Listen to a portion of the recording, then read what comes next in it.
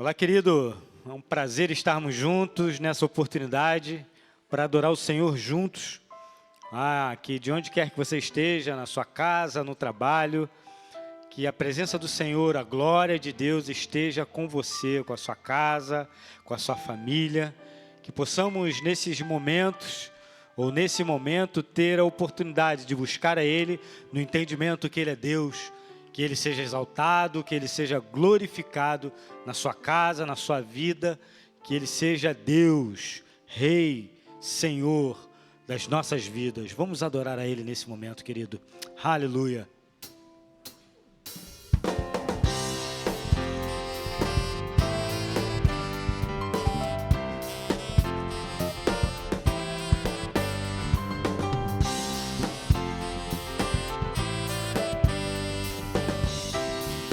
Declara assim, então, eu vejo a glória, cante comigo. Eu vejo a glória do Senhor hoje aqui, a sua mão, seu poder sobre mim, os céus abertos hoje eu vou contemplar, o amor descer nesse lugar. Eu vejo a glória do Senhor hoje aqui, a sua mão, seu poder sobre mim, os céus abertos hoje eu vou contemplar, vou descer nesse lugar. Eu quero ver agora o seu poder, a tua glória inundar o meu ser. Vou levantar as mãos e vou receber, vou louvar o teu nome, porque eu sinto na introdução.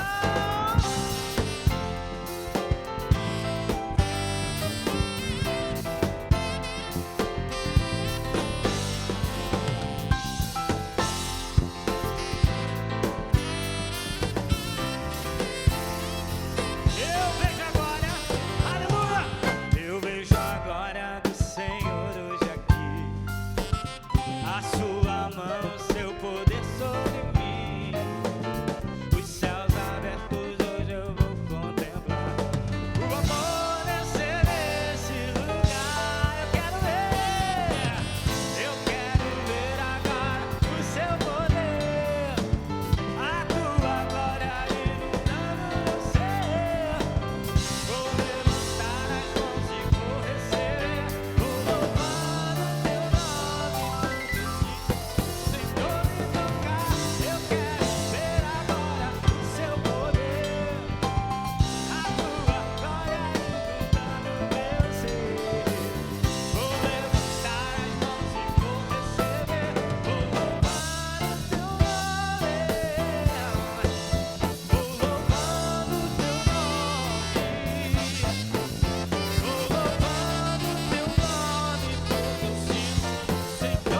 teu nome, vou louvando o teu nome, vou louvando o teu nome, porque eu sinto o Senhor me tocar. Aleluia. Esse é o momento que você tem a oportunidade de adorar ao Senhor com os seus bens, com os seus dízimos, com as suas ofertas. Nesse momento, nós estaremos no seu smartphone, no seu monitor, estarão as contas da igreja, o QR Code, e você tem a liberdade para adorar ao Senhor com os seus bens. Vamos continuar adorando a Ele, e você tem a liberdade para adorar a Ele com os seus bens também. Aleluia.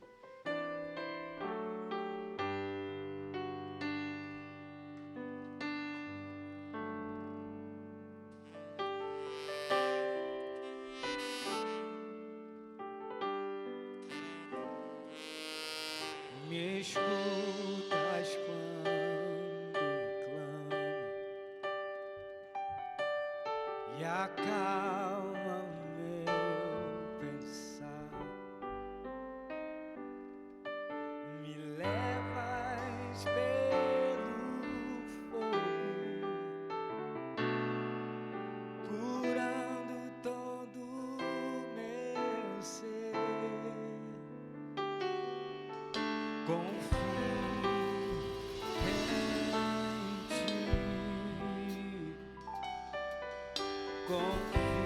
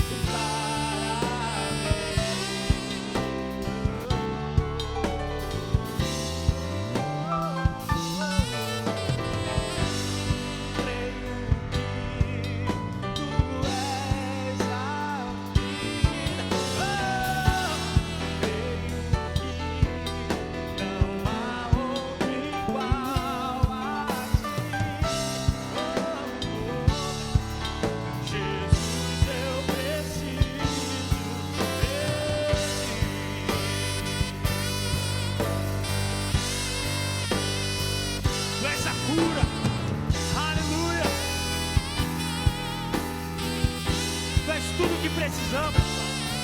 Aleluia. Aleluia. Mais uma vez. Aleluia.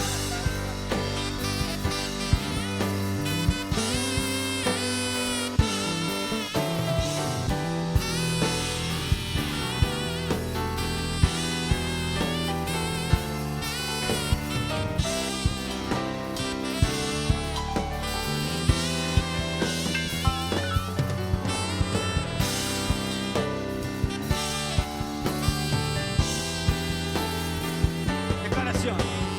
Nada é impossível para ti. Nada é impossível. Oh, nada é impossível para ti.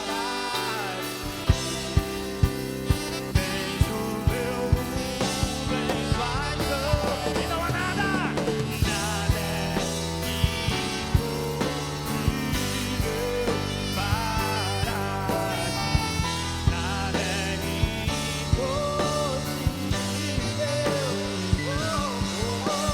Nada é impossível para ti.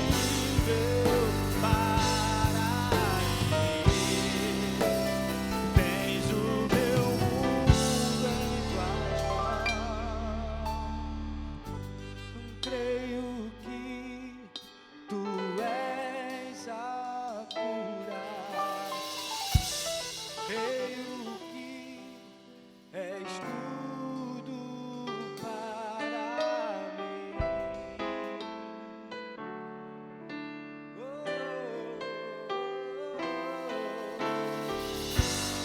Creio que tu és a vida. Creio que não há outro igual a ti. Jesus, eu preciso de ti.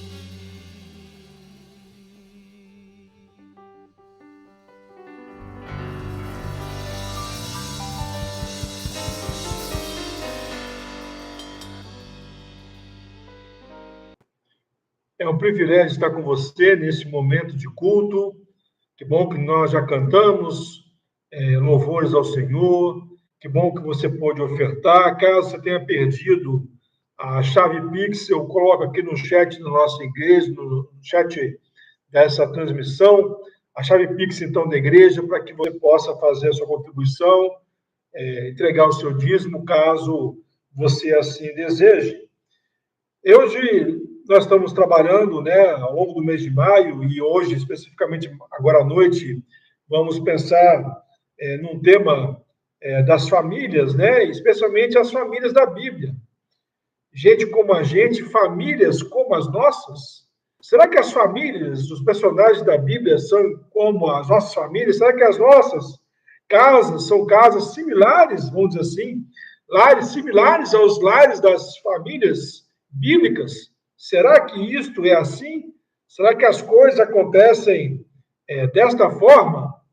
Então, eu queria hoje, de modo muito especial, conversar com você sobre uma das famílias de um herói da fé, que no caso é a casa de Jacó, e falar um pouco sobre a relação dele com seus filhos, e pensar em como esta família é uma família que passou por dificuldades, Parece que os personagens da Bíblia, com a exceção de um ou outro, que tem uma família um pouco mais funcional, mas uma boa parte dos heróis da fé, por uma razão que nós desconhecemos, teve uma família disfuncional. E nós vamos ver isso aqui hoje. Eu quero convidá-lo e convidá-la a abrir a sua Bíblia. Eu estou aqui olhando para o lado da Bíblia, no texto bíblico, de Gênesis 37. E quero ler com você 2 versos e pedir para que você mantenha a sua Bíblia aí aberta, tá bom? Para acompanhar a mensagem. Nós vamos ler Gênesis 37, versos 3 e 4. Israel, no caso Jacó, amava mais a José do que a todos os seus filhos, porque era filho da sua velhice, e fez-lhe uma túnica de várias cores. Vendo, pois, seus irmãos que seu pai o amava mais do que a todos eles, odiavam-no e não lhe podiam falar pacificamente.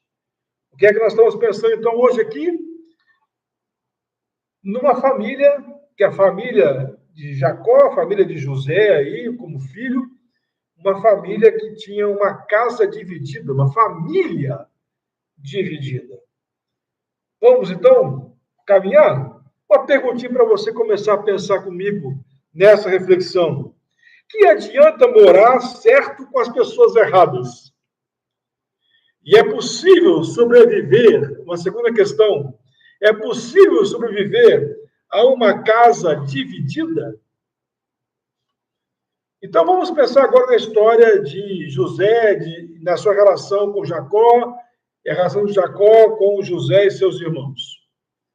Uma casa dividida, meu querido e querida, e começo agora a expor o primeiro ponto, normalmente possui as raízes da sua divisão na sua própria história.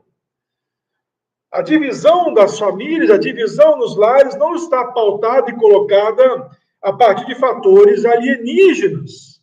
Normalmente, os germes da divisão estão lá, plantados, só que não brotaram ainda nessa nova composição familiar, mas estão lá plantados desde as famílias das quais tais pessoas vieram. Qual é a família de origem? Como é que foi a relação dessas pessoas com a família de origem? Com seu pai, com a sua mãe, com seus irmãos e irmãs? É isso que está em jogo neste momento. E é para isso que eu estou chamando a sua atenção. Uma casa dividida normalmente possui as raízes da sua divisão na sua própria história. Vamos pensar aqui, fazer uma sinopse de Jacó. Ele foge da sua casa a partir de uma divisão com seu irmão Esaú, que era fruto de uma divisão dos pais, da preferência dos pais. Isaac tinha preferência por Esaú, que era mais viril, caçador, né? Um fenotipo bem marcado, e Rebeca tinha desculpa aí a confusão dos nomes. A Rebeca tinha uma preferência por Jacó, que era mais doméstico, vamos dizer assim. Então, veja que essa preferência, que aqui já mostra de Jacó em relação a José, né? Caso Israel em relação a José, essa preferência ele aprendeu em casa. E alguns aprendizados, meus queridos e queridas, não se dão de modo consciente, eles são introjetados pelo exemplo. Você olha, e de repente aquilo começa a fazer parte de você, sem você se dar conta de que aquilo agora te constitui. Isso foi o caso de Jacó. Ele aprendeu com seu pai a ter preferências. Aprendeu com a sua mãe a ter preferências. Essa divisão familiar, então, nessa divisão e dessa divisão familiar, acontece um momento em que essa divisão ela é, assim, sacramentada. Perdão. E quando ela é sacramentada, no momento em que ele tem que fugir de casa, ele vai para a casa do tio. Lá ele conhece, então, Raquel, que era pastora de ovelhas como ele, e isso chama a atenção dele, e então Jacó se identifica com ela e se apaixona por ela. Ele trabalha, então, 7 anos para o seu tio Labão para ter direito de casar com Raquel. Mas o tio trapaceia ele e dá a ele Lia, que era a irmã mais velha. Ele trabalha mais 7 anos para poder casar com Raquel. E aí, então, com esse compromisso, o tio, então, entrega também a Raquel. Lia não era a mulher dos sonhos de Jacó, mas era uma mulher com uma grande facilidade para engravidar, uma parideira, se podemos usar esse termo. Já Raquel não conseguia engravidar. É como se ela tivesse uma endometriose, alguma dificuldade que atrapalhava o seu processo de gestar, de gerar filhos e filhas. Então, Raquel usa uma serva chamada Bila para dar filhos a Jacó através da serva. Por sua vez, Lia, além dos filhos que ela gerava, passou a usar também a Zilpa, a sua serva, para dar mais filhos ainda a Jacó. Aí nós estamos lendo aí Gênesis 35, 25 e 26. Raquel, então, lá na frente, pela graça de Deus, tem um filho chamado José, que é o primogênito dela. Então, José era o primogênito da mulher que Jacó amava. E logo depois, algum tempo depois, ela tem um outro filho chamado Benjamim, que esse deveria ser o filho mais querido de Jacó, se não fosse por um detalhe biográfico, que no seu nascimento a sua mãe morre. Benjamim não teve um contato com a sua mãe, a não ser um contato intrauterino. Ele não teve uma convivência com a sua mãe Raquel. E quando ela estava desfalecendo, ela chama então Benjamim de Benoni, filho da dor. Mas Jacó não deixa que esse nome fique registrado e passa a chamar então o Benoni de Benjamim, filho da mão direita, ou filho da felicidade. Então, os filhos que nascem, são dois filhos que nascem da mulher amada por Jacó, José e Benjamim. Só que Benjamim, quando nasce, a mulher amada morre. Então, logicamente que esse amor e essa doçura, ela fica um pouco contaminada, embaçada por conta da dor da perda do seu grande amor.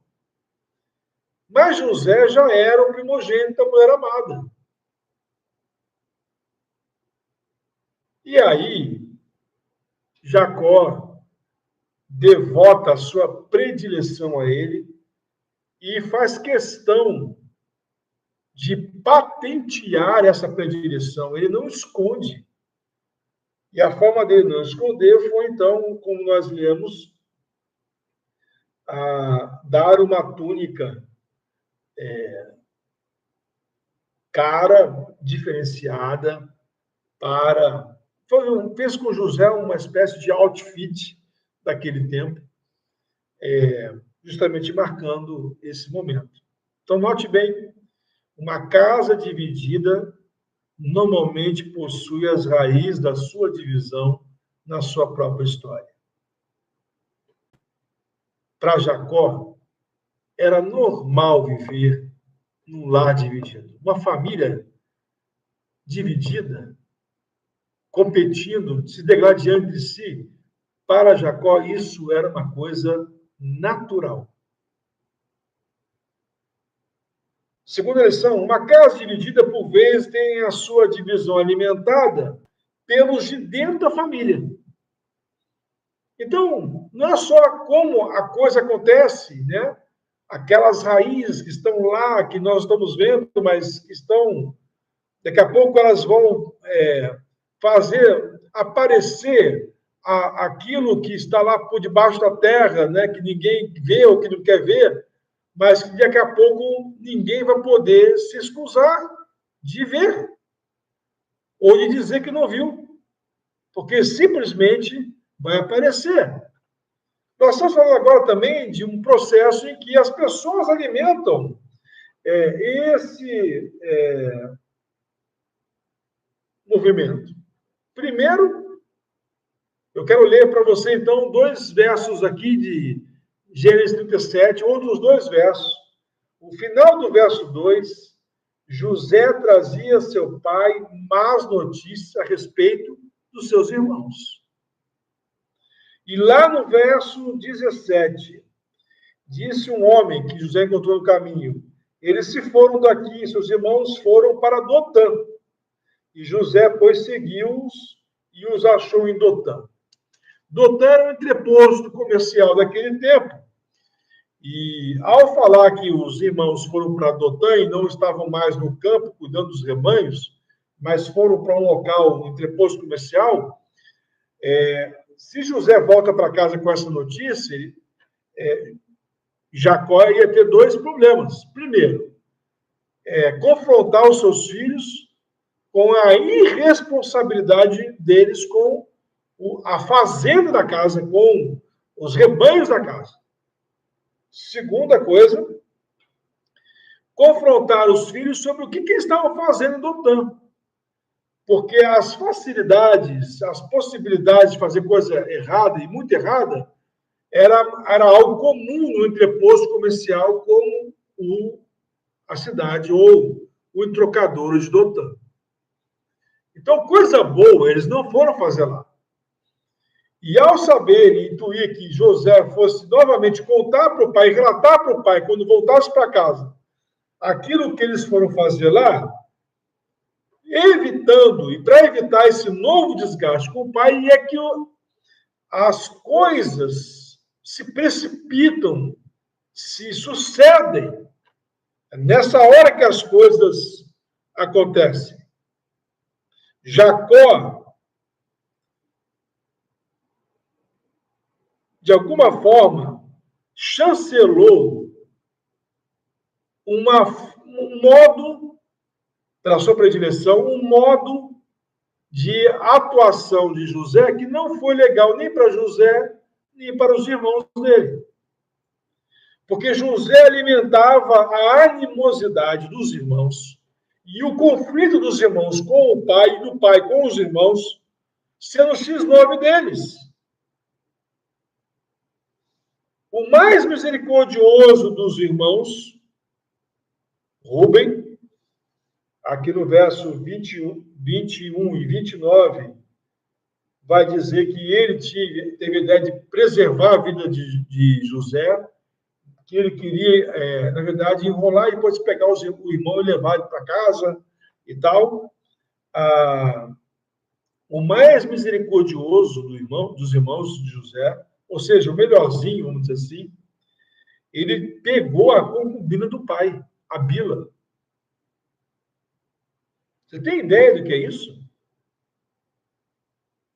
De uma relação, entre aspas, um tanto quanto incestuosa, porque a serva de uma das esposas de Jacó estava à disposição dele como pai, mas o filho acaba pegando a Bila, que era a serva de Raquel. Isso é um negócio que mostra o tamanho do buraco que era a casa de Jacó e a sua relação com seus filhos.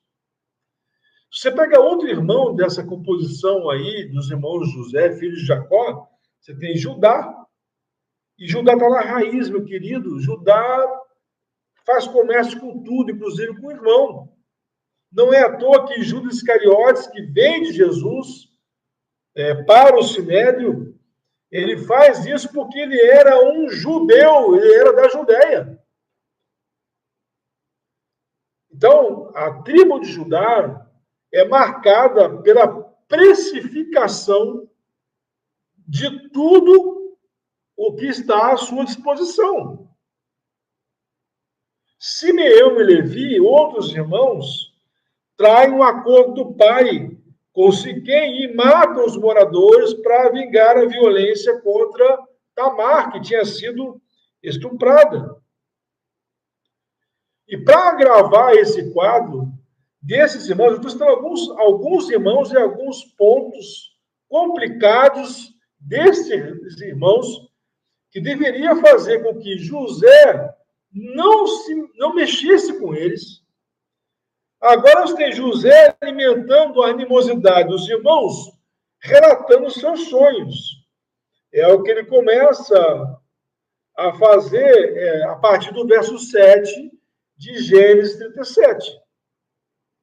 E aí os irmãos falam assim, mas você que é um dos caçulos da turma aqui, um dos mais moços aqui, você acha que você vai ter alguma coisa para falar e para mandar na gente? Então veja, a casa já era dividida. O clima já era tenso. E José alimentava esse clima ainda mais. Aí que eu paro um pouquinho para lhe fazer uma pergunta. A gente, quando se dá conta, às vezes, que moramos ou residimos ou convivemos com uma família disfuncional, a gente tem um problema, né, na nossa mão, na minha e na sua mão. Qual é esse problema? Quando nós, então, temos esta percepção da disfuncionalidade, e quem sabe até de que a família que nós vivemos é uma família, a nossa de origem, né? É uma casa dividida, completamente rachada no seu propósito, no seu modo de ser. Se nós temos isso no que nossa consciência, bom, nós podemos, pelo menos na família de origem, quando estamos lá, não aumentar o clima da divisão, não alimentar esse processo de animosidade. Nós não podemos evitar isso, não podemos cancelar esse processo, mas podemos não alimentar. E podemos também, quando tivermos a nossa casa, vigiarmos para não reproduzirmos esses germes da divisão intrafamiliar, como Jacó acaba reproduzindo no que viu na sua casa, na sua família de origem, com seus pais, Isaque e Rebeca. Terceira e última lição, falando sobre a família. E olha, essa família aqui não está muito distante da família de José, não está muito distante das famílias de hoje. Possivelmente você talvez se enquadre em muita coisa sendo falada aqui hoje. De algum irmão que fica fazendo, o que a gente chamava lá em casa de fazer fusquinha, de ficar falando assim, eu tenho, você não tem. De algum irmão fazendo isso, e faz até hoje, com algum bem que comprou e tal. Tipo assim, esfregando na cara, olha aqui, você aí, olha eu, e tal. Às vezes de um modo mais explícito, às vezes de um modo mais sutil, mas sempre de algum modo, alimentando esta animosidade. Nunca no sentido de compartilhar a vitória, mas sempre dizer assim, olha aqui, e você? Então, eu sou o tal, né?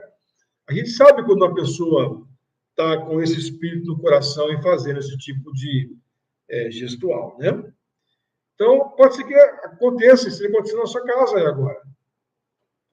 E eu acho que isso é importante para a gente pensar e refletir, porque nós não precisamos reproduzir a história que nós vemos espelhada nas páginas da Bíblia, nem com as suas consequências todas. E caminhamos, então, para a última lição. Uma casa dividida não permite que sonhadores vivam. O verso 20 diz assim, de Gênesis 37. Gênesis 37, verso 20.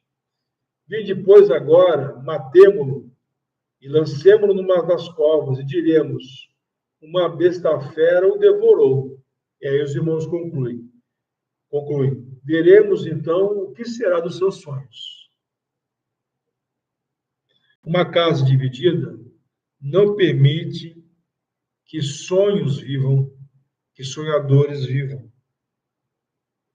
São muitos buracos na vida, meu querido e querida, que se abrem e que já estão abertos também para enterrar, para receber e enterrar os sonhos que cada um de nós temos.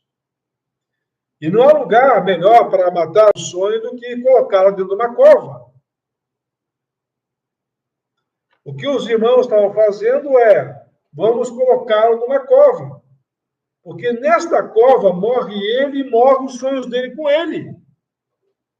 E esses sonhos e esta personalidade, este nosso irmão, nunca mais vai nos incomodar de novo. É nas covas, meu querido e querida, que não tem donos, nem donas, é que são enterrados os sonhos alheios. Ninguém perguntou de quem era aquele buraco. Ninguém perguntou de quem era o dono daquela cova, mas simplesmente colocaram José dentro dela. E por vezes, meu irmão, minha irmã, a única forma de manter os sonhos vivos e de se manter vivo numa família que tem tamanha animosidade é o afastamento, quando não o desterramento. Às vezes nós precisamos ser arrancados da família para que os sonhos vivam e aconteçam em algum momento e para que a gente sobreviva. Por vezes, o único meio de manter a vida e os sonhos, ainda que eles fiquem esquecidos, como revela lá Gênesis 45, verso 9, parte A. Eu vou abrir a página aqui para ler para vocês. Diz assim, José falou para os irmãos, apressai-vos, subi a meu pai e dizei, assim disse teu filho José, Deus me tem posto por senhor de toda a terra do Egito, desce a mim e não te demores. Então, aquele sonho que estava lá, ainda no inconsciente de José, que vai para o seu subconsciente, e que ele está uma consciência com o seu sonho, no momento que ele tem uma noite de descanso, aquilo lá vai acontecer futuramente, se realiza. Talvez José já tivesse esquecido esse sonho, a vida seguiu para ele, de um jeito que ele não esperava, de um jeito que ele não queria. Mas, de alguma forma, essa forma que ele não esperava e que ele não queria, foi a forma que viabilizou com que aquele sonho que ele tinha e que lhe foi dado chegasse à sua, ou tivesse a sua consecução. Por vezes, meu querido e querida, a melhor forma de sobreviver é do lado de fora, é longe de gente que se diz irmão e de gente que se diz irmã e não são nenhuma coisa e nem outra. É duro ouvir isso, mas a experiência desta família altamente disfuncional que era a casa de Jacó e que reproduzia aquilo que aprendeu na casa de seu pai Isaac. E que você pode se ver e ver a sua família exatamente assim, mas que não precisa a sua família ter o mesmo fim da de Jacó e José.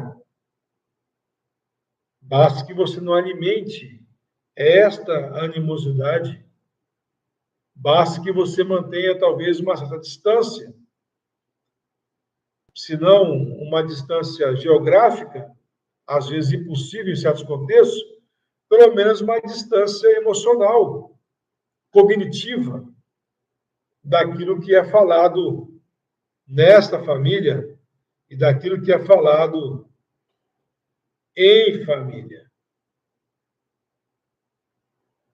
Esta é a família de José.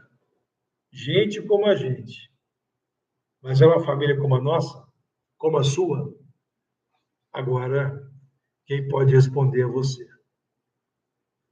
Meu desejo é que essas páginas dessa história linda e trágica ao mesmo tempo inspirem você e a sua família a encontrar um caminho que não seja um caminho com tanta dor, com tanta coisa ruim, como foi o caminho da família da casa de Jacó. Vamos orar? E agora que o amor de Deus Pai, a comunhão do Santo Espírito,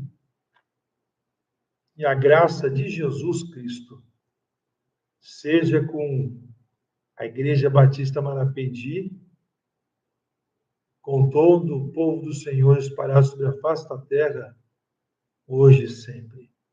Amém. José é filho da graça.